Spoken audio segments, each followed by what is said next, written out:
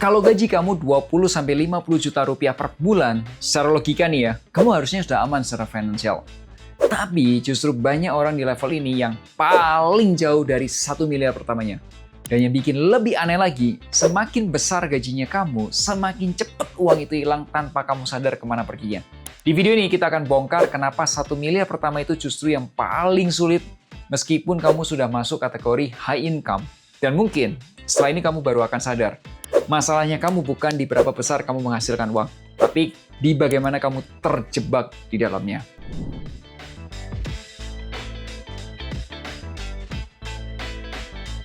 Hai, ketemu lagi nih bersama saya Melvin Mumpuni. Kalau kamu sekarang ini punya gaji 20 atau sampai 50 juta rupiah per bulan, ada satu hal yang mungkin agak nggak enak didengar. Semakin tinggi gaji kamu, itu justru seringkali semakin sulit kamu punya 1 miliar pertama. Dan ini yang bikin banyak orang bingung. Dari luar itu kelihatannya udah mapan. Tapi di dalam uangnya datang lalu hilang perlahan. Bukan karena kamu kurang pintar cari uang. Bukan karena kamu kurang kerja keras. Bukan karena kamu kurang uang. Tapi karena ada satu hal perubahan halus yang hampir nggak disadari. Cara kamu membangun kekayaan ikut berubah. Seiring naiknya gaya hidup kamu. Coba jujur sebentar. Gaji kamu naik, tapi kenapa rasa aman kamu nggak ikut naik? Bahkan kadang kamu malah lebih cemas lagi gitu. Uang masuk besar, tapi keluar juga besar. Dan anehnya, kamu nggak pernah benar merasa cukup. Nah, di video ini kita tuh akan bongkar sesuatu yang jarang dibahas. Kenapa 1 miliar pertama itu justru titik paling sulit. Bahkan untuk orang dengan income tinggi. Dan kenapa setelah punya 1 miliar, justru pertumbuhannya bisa jauh lebih cepat. Dan bagaimana cara untuk mencapai 1 miliar pertama. Dan kita mulai dari sini. Kenapa justru 1 miliar pertama itu terasa paling berat untuk dicapai.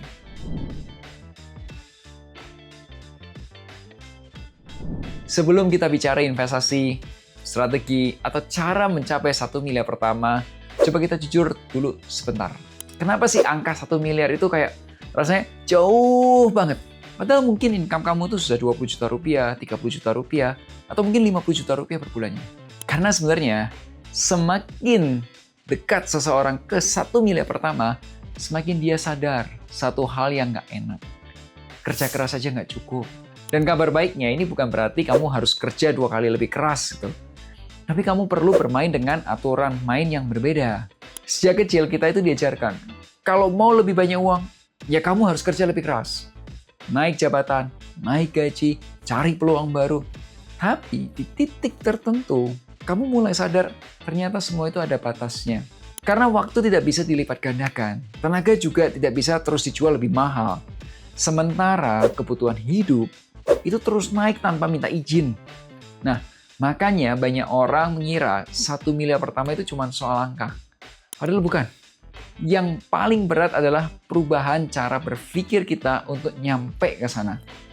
Nah, masalahnya banyak orang nggak sadar kalau sistem yang mereka bangun justru berjalan ke arah sebaliknya. Coba deh jujur, waktu gaji kamu naik, apa yang pertama kali ikut naik? Tabungankah atau gaya hidup? Dan lucunya, nggak ada satupun keputusan itu yang terasa salah. Justru semuanya terasa masuk akal aja gitu. Inilah yang dinamakan lifestyle inflation. Dulu dimakan di restoran itu sesekali, sekarang jadi tiap hari. Dulu naik motor, sekarang harus naik mobil. Dulu ngontrak, sekarang harus KPR. Dan semua itu terlihat seperti inilah tanda-tanda kesuksesan. Masalahnya kenaikan gaji yang harusnya mempercepat kamu menuju kebebasan finansial justru habis untuk mempertahankan standar hidup yang baru. Sedikit upgrade, sedikit lagi, sampai akhirnya hampir seluruh kenaikan income kamu habis dengan kenaikan pengeluaran kamu.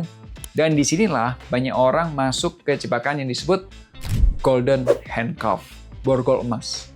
Kelihatannya mewah, tapi sebenarnya ini mengikat. Dan banyak orang terlihat kaya, padahal sebenarnya mereka hanya terlihat mahal. Dan ada perbedaan besar antara keduanya.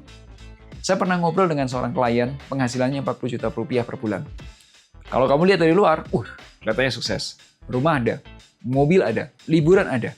Tapi waktu kita lihat cash flow-nya lebih dalam, ada satu fakta yang bikin dia dan kita diam cukup lama. Kalau gajinya berhenti bulan depan, Hidup yang dia bangun selama bertahun-tahun itu mungkin cuma bertahan beberapa bulan aja. Dan di situ dia sadar, selama ini dia bukan sedang membangun kebebasan, dia sedang membangun ketergantungan.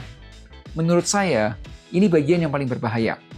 Bukan lifestyle, bukan cicilan, tapi sebuah ilusi aman. Banyak orang bilang, saya sudah gaji 20-50 juta. Aman. Tapi saya selalu balik nanya, kamu aman dari apa?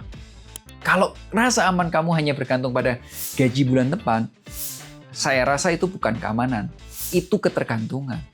Jadi sekarang mulai kelihatan kenapa kok 1 miliar pertama jadi terasa berat. Karena yang kamu lawan itu bukan cuma angka, tapi yang kamu lawan itu gaya hidup, kebiasaan, ilusi bahwa semuanya baik-baik aja. Kalau sampai titik ini kamu mulai merasa, wow, mirip ya dengan kondisi saya sekarang ya. Boleh klik like-nya dulu supaya saya tahu saya nggak lagi ngobrol sendirian. Tapi sekarang muncul pertanyaan yang lebih menarik. Kalau 1 miliar pertama itu memang sesulit itu, kenapa kok banyak orang yang sudah berhasil mencapainya justru merasa perjalanan berikutnya jauh lebih cepat? Nah, itu yang kita akan bahas di bab 2.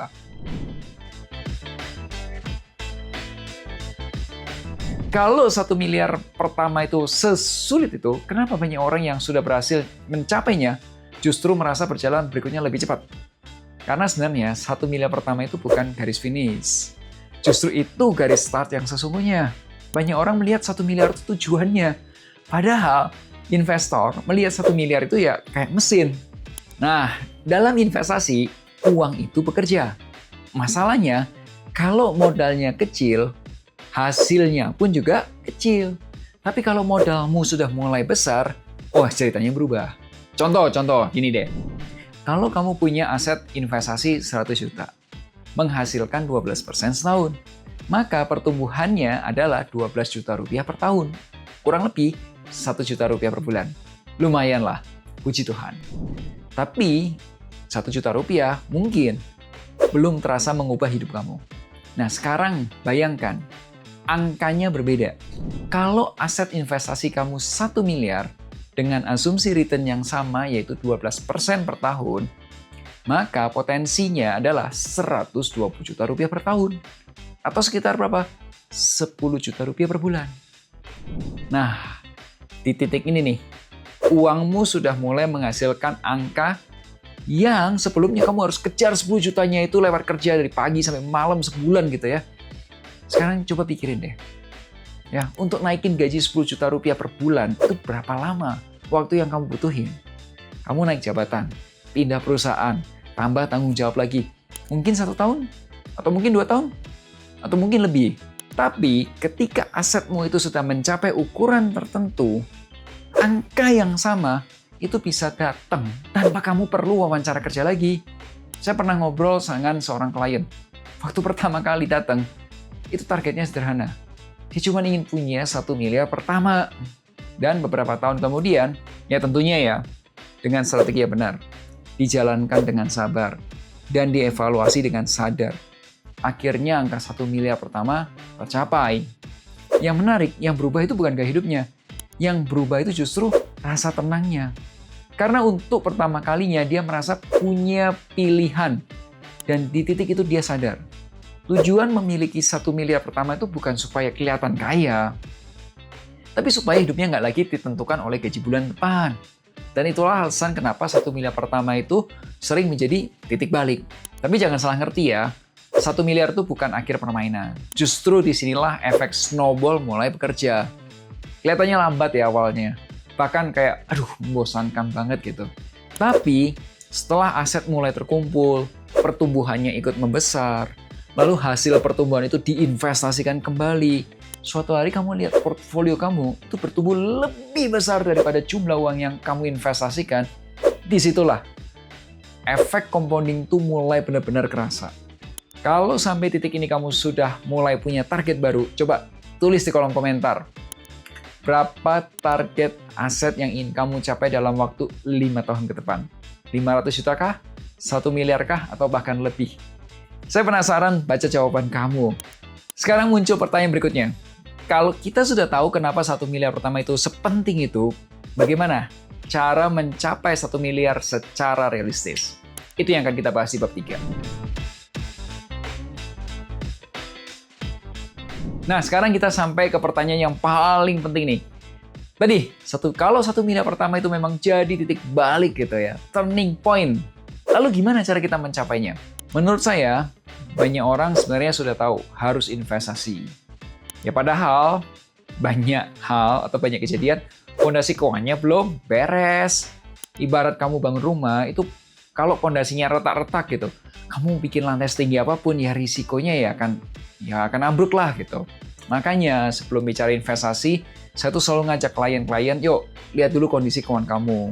Pertama, cash flow kamu harus sehat, pemasukan harus lebih besar daripada pengeluaran, dana daruratnya cukup, cicilannya terkendali, asetnya lebih besar daripada utang, risiko hidup harus dilindungi dengan asuransi. Karena tujuan kita bukan sekedar ngejar return loh, tujuan kita adalah memastikan perjalanan menuju 1 miliar pertama itu nggak berhenti di tengah jalan. Nah, setelah pondasinya kuat, kita ngobrolin investasi. Dan di sini ada satu kesalahan yang sering sekali saya lihat. Orang itu terlalu sibuk cari investasi yang terbaik. Vin, investasi apa yang terbaik? Vin, investasi apa yang terbaik? Padahal yang lebih penting adalah membangun kebiasaan investasi yang konsisten.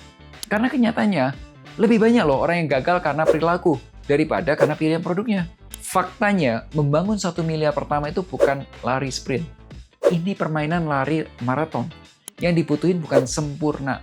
Yang dibutuhin adalah konsisten. Saya pernah melihat 2 orang dengan penghasilan yang hampir sama. Yang satu mencari investasi yang paling cuan. Cari terus mana yang paling cuan. FOMO, sana-sini. Yang satu lagi fokus. Nambah aset. Dikit. Pokoknya tiap bulan aja. Dikit. Tahu nggak 5 tahun kemudian? Hasilnya justru berbeda jauh. Karena yang membuat kekayaan bertumbuh itu bukan keputusan besar yang dilakukan sekali. Yang bikin aset bertumbuh itu apa? Keputusan kecil yang dilakukan berulang kali. Dan pada akhirnya ada perubahan yang lebih penting daripada sekedar angka. Perubahan identitas. Awalnya kamu berpikir seperti seorang pekerja. Targetnya naik gaji, naik jabatan, naik bonus. Tapi semakin kamu dekat ke 1 miliar pertama, cara berpikir kamu berubah. Kamu mulai berpikir seperti pemilik aset. Bukan lagi bertanya, bagaimana cara saya menghasilkan lebih banyak uang? Tapi, bagaimana uang saya yang sudah saya miliki ini bisa menghasilkan lebih banyak lagi? Karena pada akhirnya, aset yang dibangun kita itu dengan benar, itu terus bekerja, bahkan ketika kita sedang tidak bekerja. Ya karena kekayaan bukan cuma soal angka, tapi soal pilihan. Pilihan untuk lebih berani ambil peluang, pilihan untuk lebih berani mengatakan tidak, dan pilihan untuk menentukan arah hidup kamu sendiri. Tujuan akhirnya bukan punya 1 miliar. Tujuan akhirnya adalah punya hidup yang nggak lagi ditentukan oleh tanggal gajian. Nah, kalau setelah menonton video ini kamu mulai sadar bahwa, ternyata perjalanan menuju 1 miliar pertama tidak sesederhana itu. Tidak sesederhana memilih investasi. Ya, faktanya itu benar. Karena kondisi setiap orang bisa berbeda. Targetnya juga berbeda, tanggung jawab keluarganya juga berbeda, dan pastinya strateginya pun berbeda.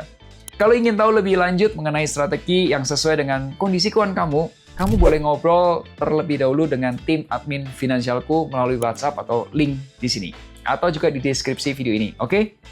Nggak perlu langsung buru-buru memutuskan, tanya-tanya aja terlebih dahulu dan lihat apakah memang layanan ini memang sesuai dengan kebutuhan kamu saat ini.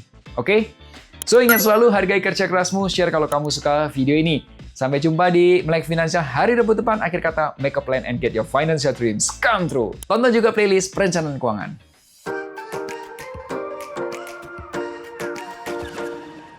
Wujudkan